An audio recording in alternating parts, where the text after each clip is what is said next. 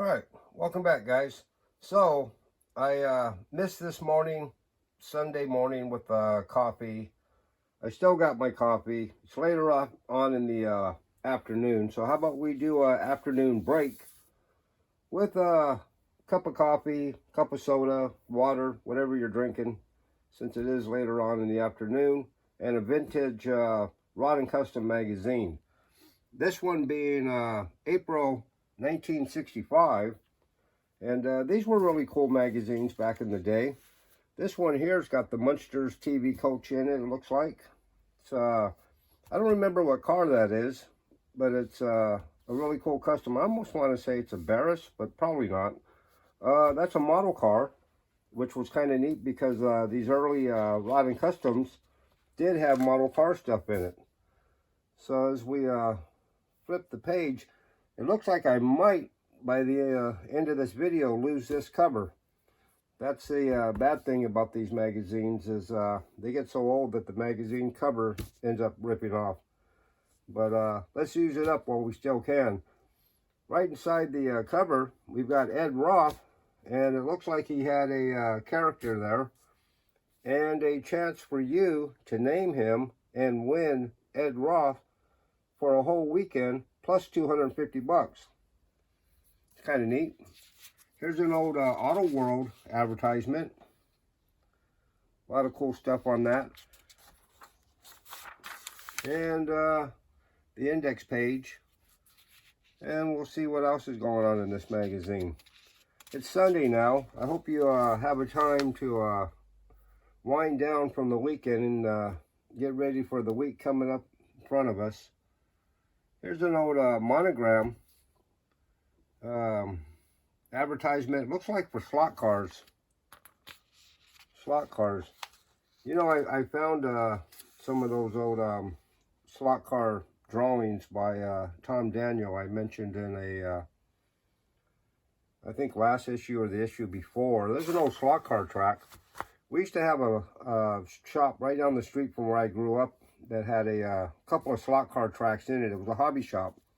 It was called Jig's Hobby. And I think it was on Atlantic Boulevard in North Long Beach, California. If I remember right. It's a long time ago. It's an advertisement for a Triumph motorcycle. T120 Bonneville. Yeah, I really like those mid-60 Bonnevilles. What else we got in here? Here's an advertisement for monogram for Mouse. And there's another contest there. First, second, and third prizes. You know, Mouse used to do all these character hot rod deals too, and Monogram would make model kits out of them. There's the one for the Fuzz. I found the Fuzz model kit built up one time at a model car show where they had some vendors, and was able to pick it up really cheap, and a guy ended up giving me like $100 for that thing. I just saw this spray can of paint for Pactra, old model car paint. Now in '65, I would have been probably around 5 or 6 years old, but I remember being about 5 years old the first time I ever saw a can of spray paint. I was in my backyard, and through my back fence I could hear the noise of a spray can, you know, and I looked through my back gate and I saw a kid across the alley who was painting a model car. And I watched him for a little bit. He would spray the model car, you know, and it was on a coat hanger. I remember that.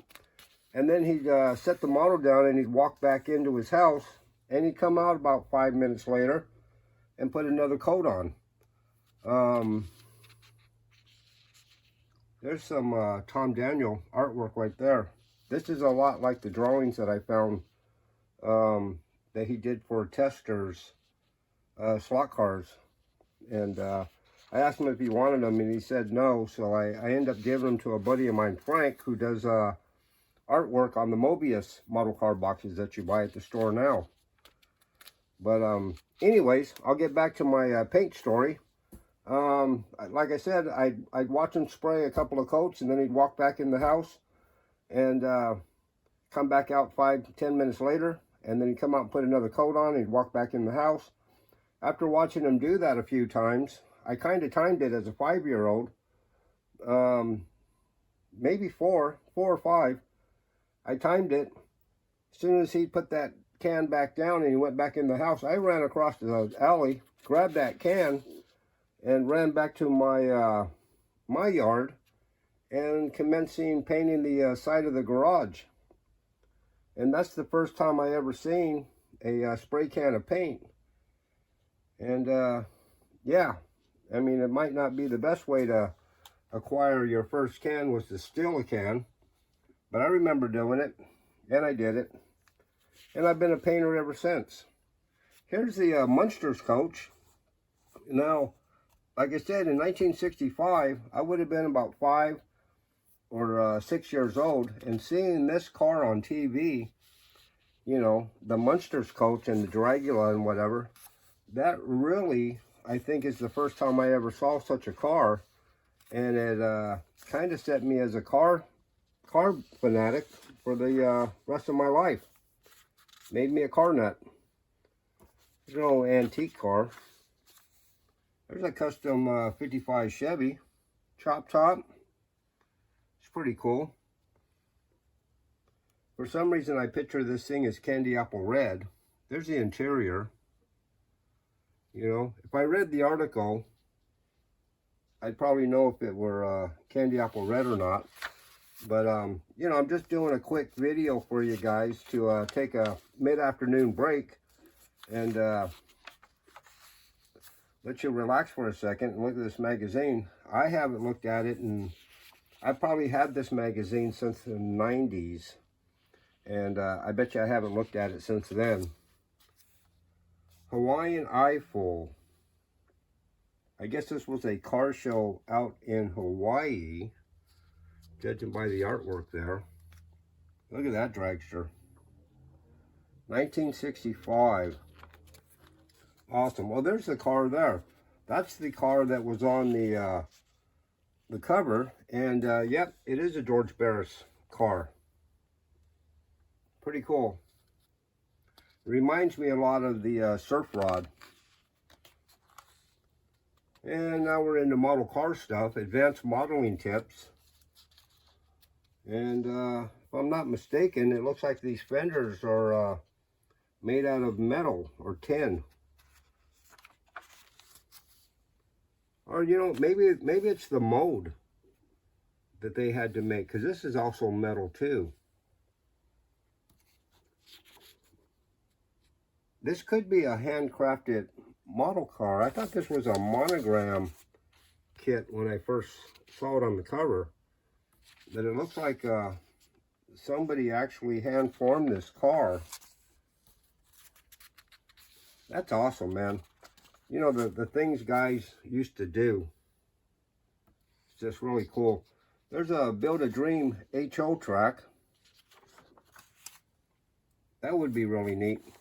If I had room in my garage, I would build a HO track, slot car track. I really like the slot cars, although I don't have any, and I never have, except for some collectibles I had bought once before, but it never got actually ran them on a track. I bought them because they were old and cool. Look at this dragster with the T-bucket body on the back of it. With a, what do they call these? Turtlebacks, or I don't remember. Pretty neat though. Oh, there you go. You can build a model of it right there. Drawing Tom Daniel. This is probably start off with the Moon Eyes frame. And then Revell, of course, Revell had a lot of parts packs that had a lot of stuff you could build these models with. Look at this little Corvette. Stretch front end, straight axle.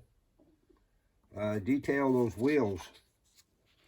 Yeah, these magazines had a lot of cool tips for model car builders. Yeah, this is all awesome stuff. Oh man. Yeah, these are all models. Readers models, ones that guys sent in. There's some tips on your slot car motor. I guess how to make them go even quicker. Professional modeling again. Making hinges for doors. Pretty neat. Pretty neat stuff. Well, I hope you guys had a good weekend. And, you know, you're winding down today and get ready for the week ahead of you. I know I'm probably going to be doing something out there. I've got a couple I have to finish. And I've got a couple of models I have to build for subscribers. So I'm going to cut this one about now. It's already 11 minutes into it.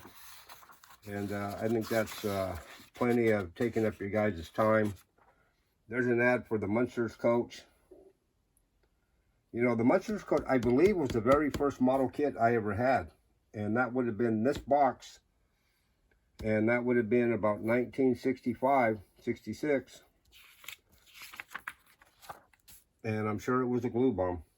All right, guys, I'm going to cut her off here. There went the cover like I said it would, but that's okay. We got our use out of it. And I will see you guys on the next video. Thanks a lot.